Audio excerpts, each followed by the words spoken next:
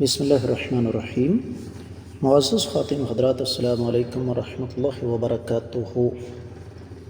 اللہ تعالیٰ کے سارے نبی اور رسول انسان تھے، اور اس بات کی گواہی عرش والے رب نے بذات خود دی ہے۔ یہی ہمارے آج کے قرآن مجید کے سبق کا موضوع ہے۔ آئیے معمول کے مطابق سب سے پہلے آیت مبارکہ کی تلاوت کرتے ہیں۔ اعوذ باللہ السمیع العلیم من الشیطان الرجیم۔ وما أرسلنا قبلك من المرسلين إلا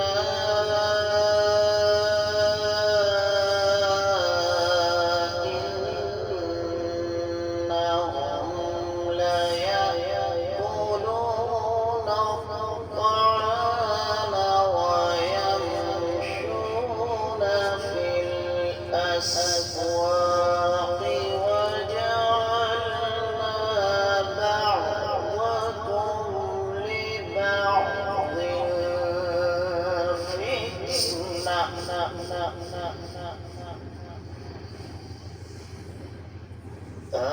أتصبرون وكان ربك بصيرا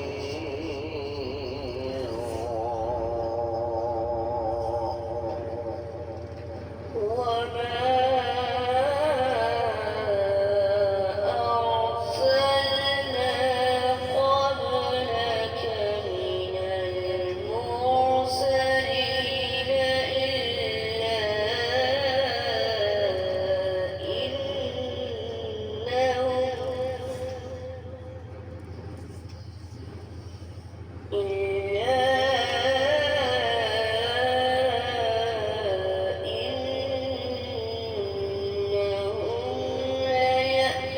يأكلون الطعام ويمشون في الأسواق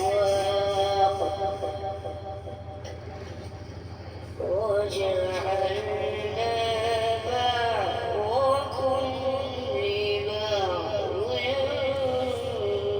فتنة أتشبعون وكان ربك بصيرا۔ معزز خواتین حضرات، اللہ رب العزت کی پاکیزہ کتاب قرآن مجید 18واں پارہ سورۃ الفرقان آیت مبارکہ ہے 20۔ رب کائنات ارشاد فرماتے ہیں، وما اور نہیں، ارسلنا ہم نے بھیجے، قبل کا آپ سے پہلے، من المرسلین رسولوں میں سے، الا مگر، انہم بلا شبہ وہ، لیأکلون کھاتے تھے، الطعام کھانا، ویمشون اور چلتے تھے، فی الاسواق بازاروں میں، وجعلنا اور ہم نے بنایا، بعضکم تم میں سے بعض کو، لبعض بعض کے لیے، فتنہ آزمائش، اتصبرون کیا تم صبر کرو گے، وکان ربک اور آپ کا رب ہے، بصیرا بخوبی دیکھنے والا۔ بامحاورہ ترجمہ سنیے گا۔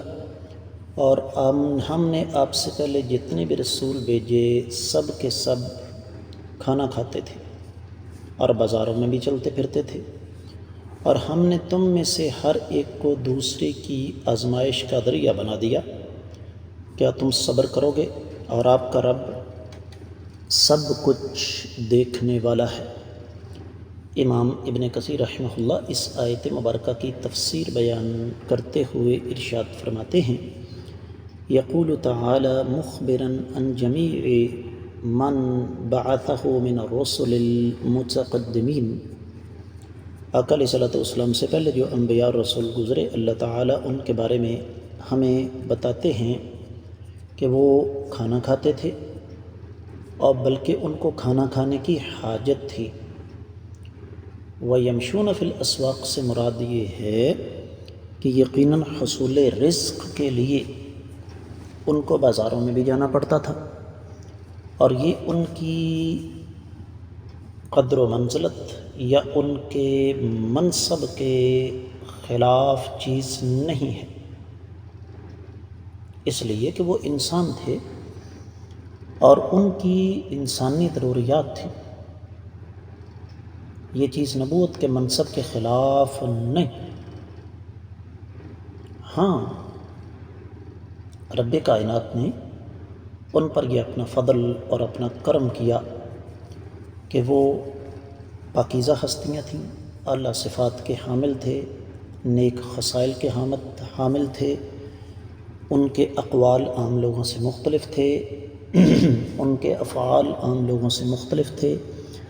رب کائنات نے ان کو واضح دلائل، اعلیٰ معجزات عطا فرمائے، اور وہ چیزیں ایسی تھیں کہ ہر عقل سلیم والا، ہر دانا شخص ان کی نبوت کو تسلیم کرنے پر مجبور تھا اور ان کی سچائی کو ماننے پر مجبور تھا۔ مجبور سے مراد کسی نے مجبور نہیں کیا، بلکہ جو فطرت کے تقاضے تھے وہی مجبور کرتے تھے کہ وہ ہستیاں چونکہ سچی تھیں، ان کی نبوت کو تسلیم کیا جائے، ان کی سچائی کو مان لیا جائے۔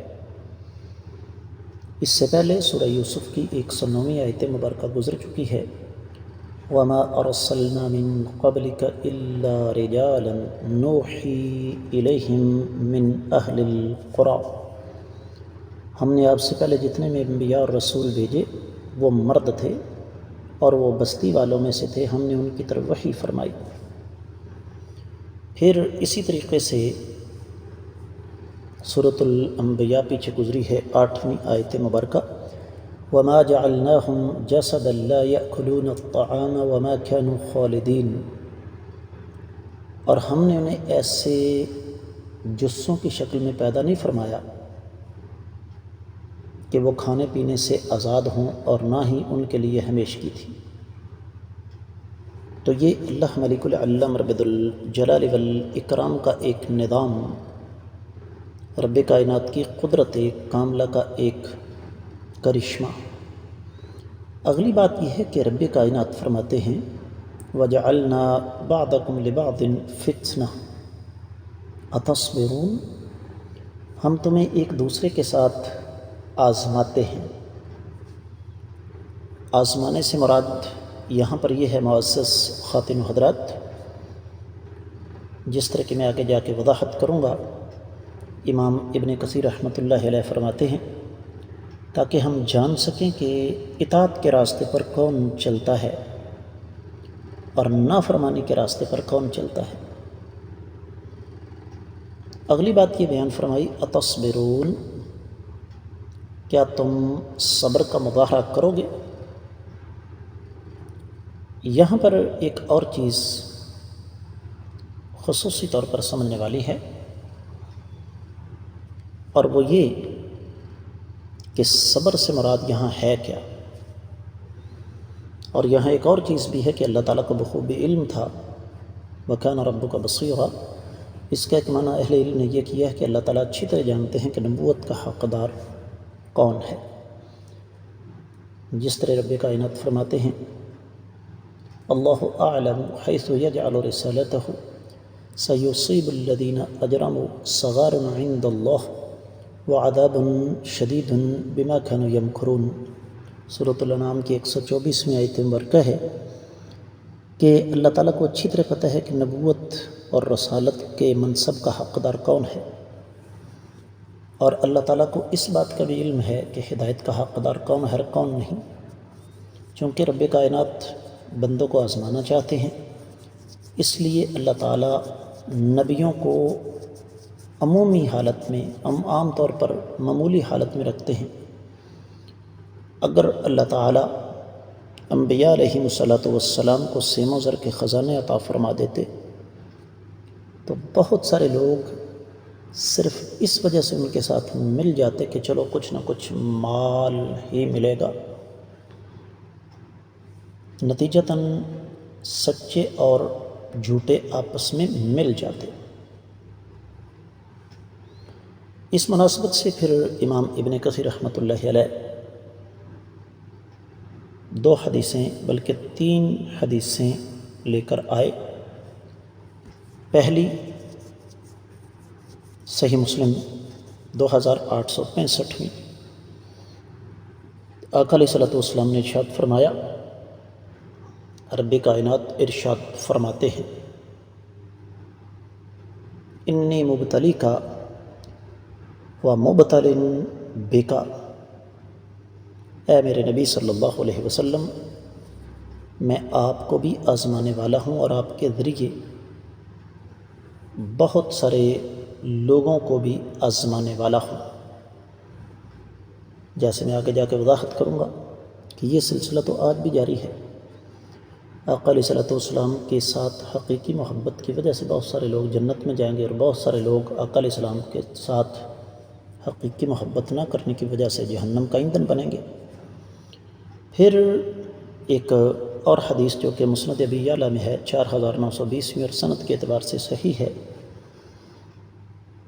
آقا علیہ الصلوۃ والسلام نے فرمایا، اللہ تعالیٰ فرماتے ہیں، لو شئت لأجر اللہ لو شئت لأجر اللہ معی جبال الذهب والفضة، اگر میں چاہتا تو رب کائنات میرے ساتھ سونے اور چاندی کے پہاڑوں کو چلا دیتے، لیکن آقا علیہ الصلوۃ والسلام نے بذات خود اس راستے کو اختیار کیا کہ میں اللہ تعالیٰ کا بندہ اور رسول ہی بنوں، جس طرح کہ مسند احمد میں صحیح حدیث موجود ہے، ورنہ آقا علیہ الصلوۃ والسلام بادشاہ بھی بن سکتے تھے۔ تو تفسیر ابن کثیر میں جو کچھ بیان ہوا وہ اتنا ہی۔ آج کے سبق سے اجازت چاہوں گا۔ السلام علیکم ورحمۃ اللہ وبرکاتہ۔